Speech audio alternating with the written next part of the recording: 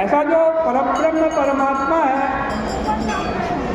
उसका ध्यान श्री कृष्ण पहले कर लेते, उसके बाद उठकर स्नान आदि करते, वस्त्र धारण करते, बाद में संध्या बंदन अग्निहोत्र आदि करते, फिर मौन होकर जप करते। देखो मैंने ऐसा देखा है कि लोग माला भी फेरते जाते हैं और बात भी करते जा रहे हैं।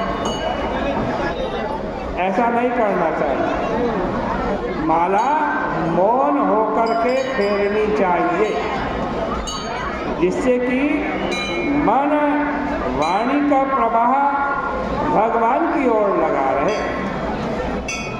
जप के बाद भगवान सूर्योपासना करते, देव ऋषि पितरों का भगवान तर्पण करते, वृद्ध ब्राह्मणों का सेवन करते, फिर खूब गौदान करते। गौदान करने में उनकी बड़ी रुचि थी, उससे ब्राह्मण लोग प्रसन्न होते हैं।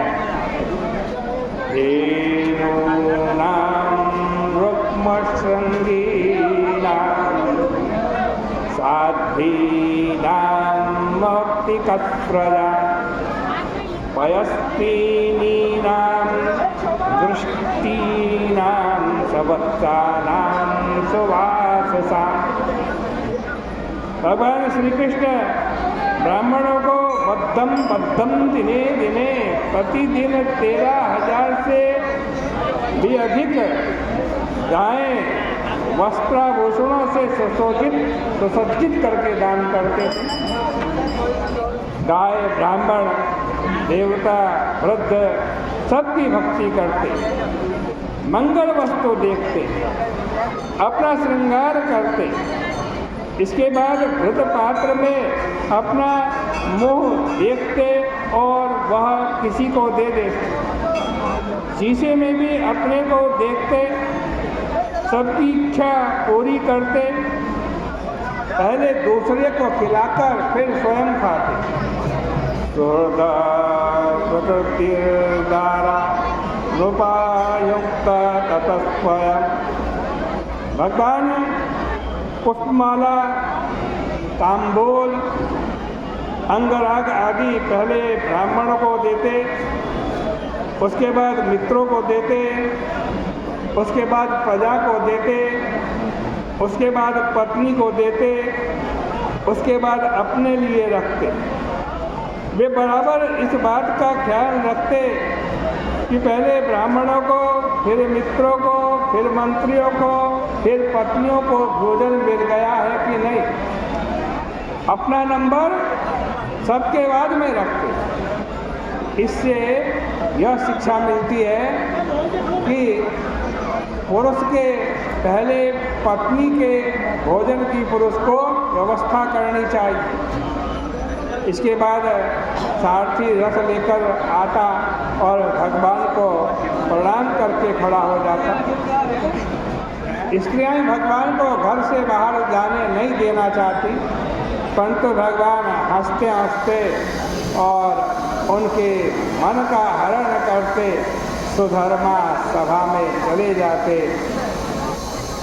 सुधर्मा सभा ऐसी है जहाँ काम क्रोध आदि नहीं, वहाँ बड़े बड़े वीर पुरुष उपस्थित होते हैं। ऐसा नहीं समझना कि वहाँ गंभीर वातावरण होता होगा। सुधर्मा सभा में केवल गंभीर वातावरण ही नहीं होता, वहाँ अनेक प्रकार के हास्य विनोद भी होते हैं, क्योंकि हंसने से बुद्धि निर्मल होती है। सुधर्मा सभा में नट लोग स्वांग करते, नर्तकियाँ नृत्य करती, तरह तरह के तांडव नृत्य होते। देखो आजकल जो सांस्कृतिक कार्यक्रम होते हैं वे भी मनोरंजन के लिए ही होते हैं। मनोरंजन गांधर्व वेद का ही एक अंग है। औषधियाँ आयुर्वेद हैं, लड़ाई भिड़ाई की तैयारी धनुर्वेद है।